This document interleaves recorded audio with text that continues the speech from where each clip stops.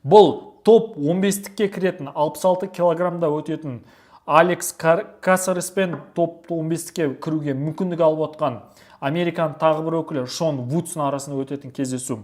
Жалпы бұл кездесуде фаворит ретінде Шон Вудсон болып есептеліп отыр. Біріншіден Шон Вудсон бұл осы Сент-Луис қаласының өкілі болса, ал Алекс Касарес осы номер 15-ші орында тұрған жауынгер. Дегенмен де бұл қос жауынгерді тік тұрып соғысу әдісін жақсы көретін жауынгерлер болып табылады. Алекс Касарестің жалпы грэплингі мен джиу-джитсуы жақсы дамыған болса, ал Шон Вудсонның жалпы алыста жүріп бокстасу стилі өте жақсы дамыған.